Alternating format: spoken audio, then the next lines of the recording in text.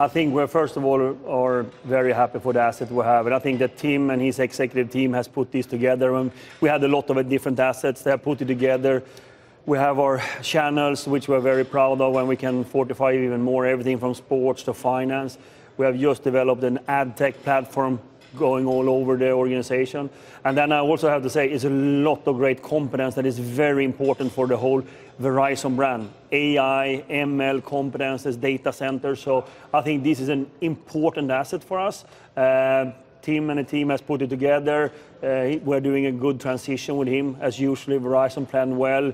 And Guru is now coming in as a CEO. We've been into the company for a while, so we feel good about it. We think it's an important asset for us, both to leverage for us internally, but also an external sort of asset we can use. And you do, so you feel like it's delivered or will deliver what had been hoped for when it was pursued, because certainly there were those who believed it was just the beginning of what was going to be a larger content strategy. I think that we are at the moment where we're now put all these together, and now we're going to see the benefits of all of that. So we're going to execute on that, and of course we have high ambitions in this area, and I think that this transition is supporting that, and the team has done a great job with it. So, well, what would be a measure of success then for you in terms of your ambitions? Our ambition is, of course, that we both can leverage the strength of the Verizon side, the network and the distribution, and bringing the Oath assets in there, but also that we can see now when we have sort of streamlined all of this, we can also get a wider external market for our ad tech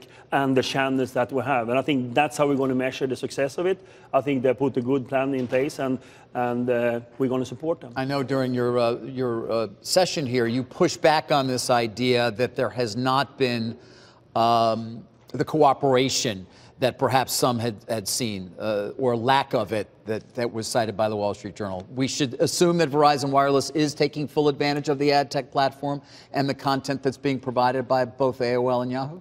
Yeah, I think that now we're getting this all together. I mean, I think last week we announced the ad tech platform, so we are in that moment right now to have this conversation and seeing that we bring the best benefits out of the total Verizon for our customers, for our distribution. So I think, no, I don't think there's any merits what is in media. I usually don't comment on media, but in this case, I think it's wrong. All right, let's get to kind of the core business here, which is 5G. Of course, my last interview with Lowell McAdam, your predecessor, we spent a lot of time on the prospects of it. I know that's what you spend time talking about. Earlier today, though, I was with Tom Rutledge, a semi-competitor in a way, at Charter, of course, and he brings up this idea, Hans, that it is very capital intensive to really deploy a true 5G network. And sort of the idea that you're only going to build 30 million passings in the United States over 10 years, and even that's going to cost you a fortune. Do you have the ability to actually cover the country with 5G in a relatively short amount of time so that it becomes something more than something we're just talking about as the future? I think the big difference here is that, first of all, we build one network for all the 5G use cases. It's not a separate network that we're doing for the fixed mobile broadband. So it's one network. We've already designed that. It's going from the data center all up to the access, and then we decide what access we have. That's a very important statement, first of all. Secondly, of course, that when we now go from 4G to 5G, it's more an evolution. When Verizon went from 3G to 4G, we need to take out all the equipment because CDMA was not compatible with 4G LTE. This time is an evolution, so this is the normal path. We're already right now investing a lot in the whole 5G. Everything from the fiber to the passive infrastructure to equipment. So I think that you might have seen that in the second quarter, we even guided down our capex for this year in a lower range. So we have been much more efficient on our capex. We are not holding back on anything we want to do. I feel good about our way we're deploying, and we have a great set of engineers in the team that is actually you're going to be in four. I mean, I know you're rolling out in 4 cities, but before the end of this year. Yeah.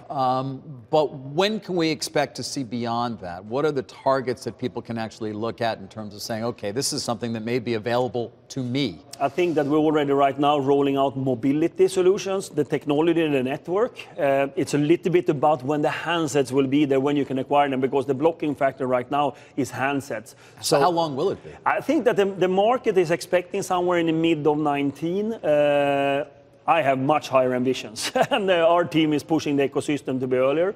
Middle of 19 is not that far. No. But our team has always been, we deliver facts when we're done with it. As we're opening up for sale today, you can actually buy a 5G home today on our website. So we will come out as soon as we have the network ready and handset to be bought. And we're working diligently on it, and I'm not happy with the mid of 19, so we will do it earlier. I know, a lot of people, of course, again, in this kind of an audience here, think about the opportunity in the home for providing broadband, essentially wirelessly, incredible speeds.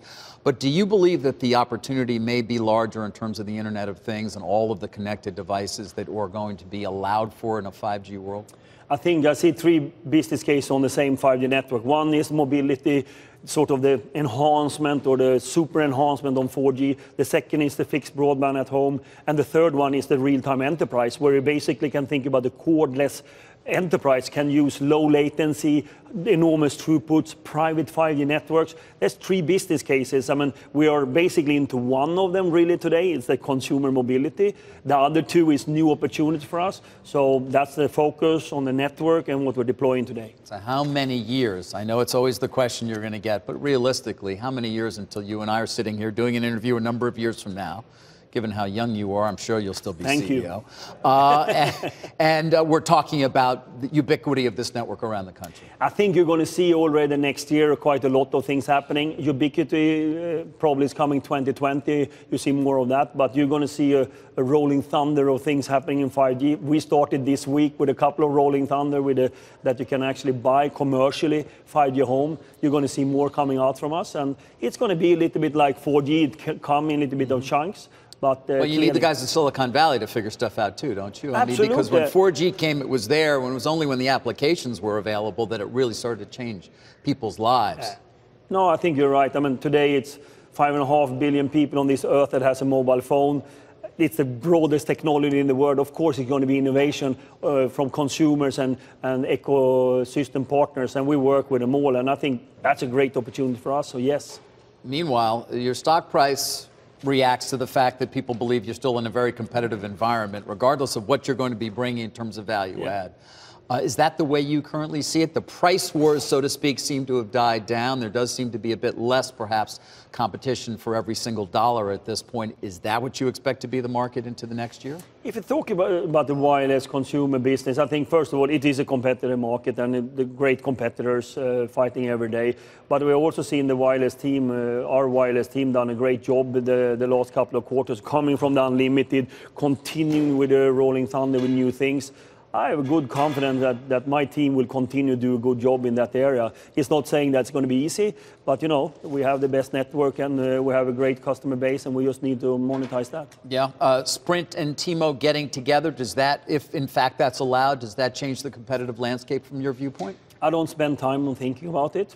Me and my team, we think about executing on the Verizon strategy right now. There's too many things happening outside that can go either way. That's not the main focus. The main focus for us is to execute on the fundamentals of Verizon. And if we do that right, that's going to be the best competitive weapon we have. And finally, there's a hurricane going to hit the southeastern coast of the United States. You guys are always right at the heart of those kinds of things and trying to harden various areas and prepare.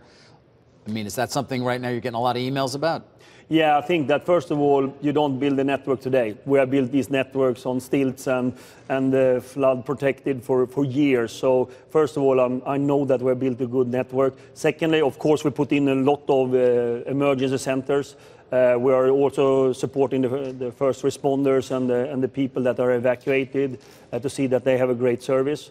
We're talking to the governors and seeing what more we can do. So we have a full blast of support going into these regions right now when the hurricane is expected to come. So you guys think you're fully as prepared as you could be? Absolutely, and we have been preparing for years to be there, building the networks as robust as we always are doing. And finally, given this is our first, what I would assume will be many interviews, how should I view the Vestberg era at Verizon? The Vestberg era? Yes.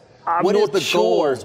How, if in any way, will it differ from your predecessors, Lowell McAdam and Ivan Seidenberg? We are a little bit different, all three of us, I have to say. But I think that, first of all, the core strategies of the company, we are very aligned, me and Lowell, and we still work very much together, and he's the chairman, and I've been part of all the decisions. Then we're different profiles. And of course, I'm very much focused on succeeding in the 5G, which benefits all the businesses we have. So I think I'm not sure I should look back when I've been here for 30 days, but hopefully one day we'll look back and we're going to have a good conversation on what I've done.